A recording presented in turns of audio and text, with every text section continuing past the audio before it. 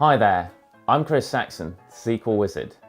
In the previous episode, we saw how we used temporal validity to change the value returned by a query.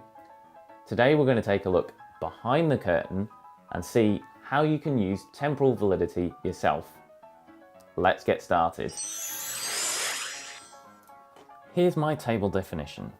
We've got our message column, and there's also this period for magic clause. And this is what enables temporal validity on the table. Let's create it and take a look at it. Bringing it up in the schema browser, we can only see one column, message. But this period for clause has actually created some hidden columns for us in the background. We can see that by querying user tab cols. We get our message column here, but we also have three hidden columns, magic, magic start and end.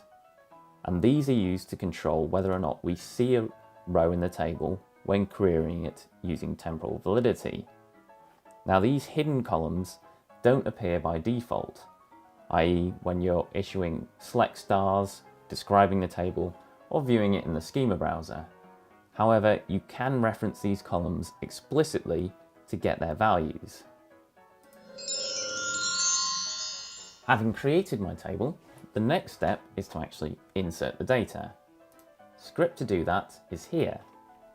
First step was just to take the current date and stuff it into a variable. Then inserted my three rows with consecutive time periods. First one starting from the current date up to 30 seconds, next one from 30 seconds up to a minute, and the final one from a minute to the following day. And if we commit that and set the valid time to current, this means we only see the rows where sysdate is between the start and end column values. So let's just run that, and we can see that when we query the table, we just get our first row back. Now because magic start and end are hidden, we don't get them in the select star, but we can see them explicitly, like so. And we put our valid time back to all, and query the table again, we'll see that we get all three rows back. That explains where the first three value changes came from, but where on earth did all those bananas come from? Let's have a look at another script.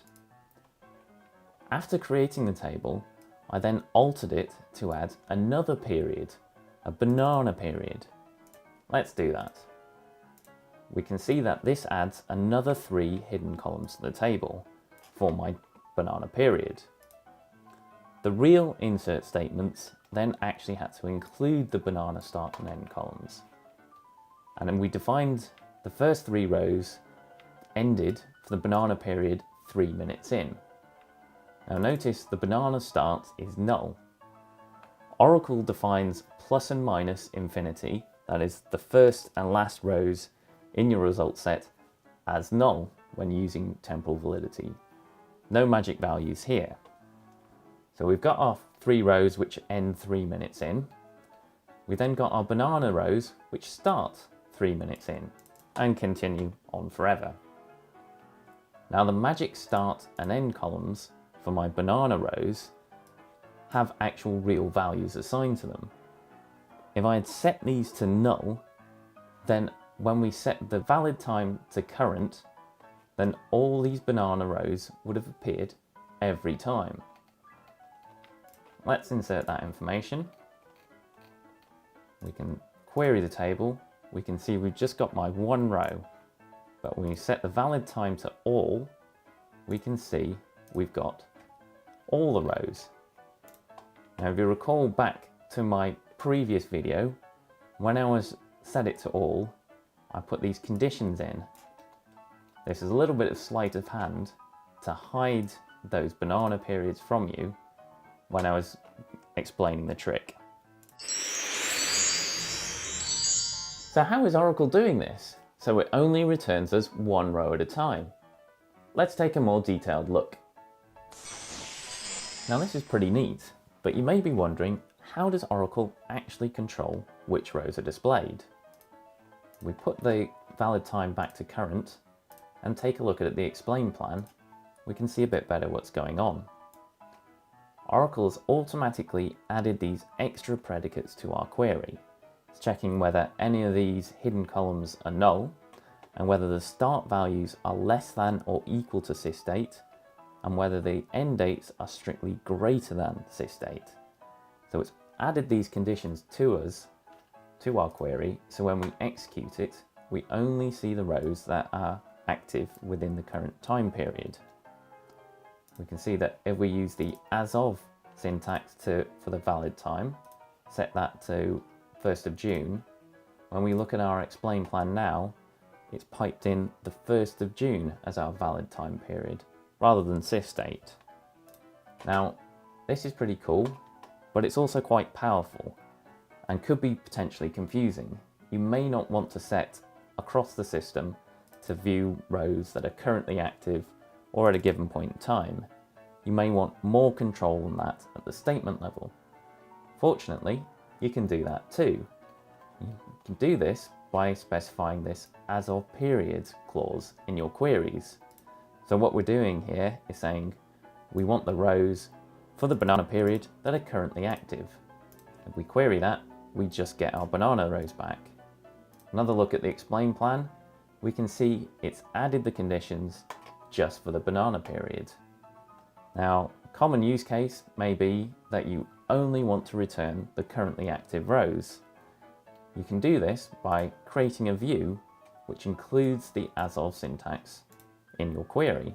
So if we do that and look again, we just get our banana rows, and we can see the explain plan has added the conditions for us.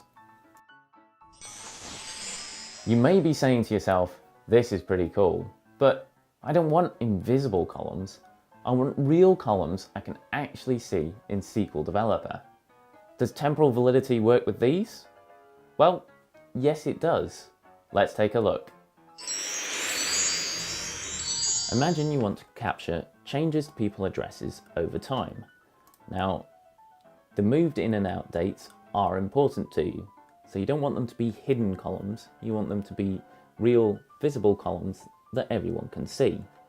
You can do this by creating your address history table and specifying moved in and moved out. Then when you define your period, you just include which date columns make up that period. Create the table and insert a row. When we query it, we see that moved in and moved out date are normal visible columns in our table. And when we look at user tab cols, we see we don't have any additional date columns that are hidden. Moved in and moved out are the columns for temporal validity. We can prove that by doing an as of query. So if we look at the currently active rows and run the explain plan on that, we can see that Oracle's automatically adding the conditions to the moved in and out date columns. We've seen how temporal validity works. You may be wondering, what can you use it for?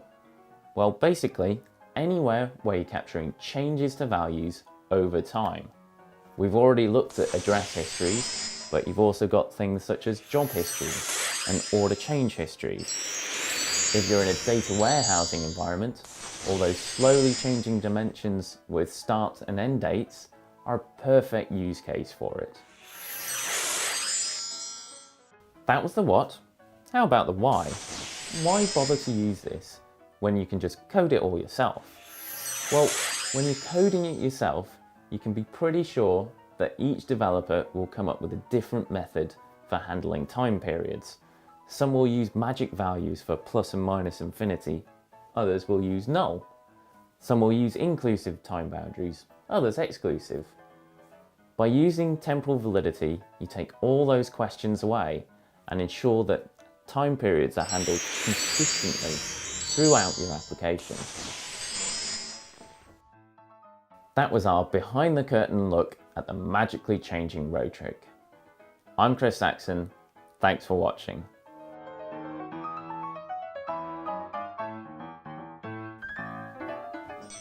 Thanks for watching.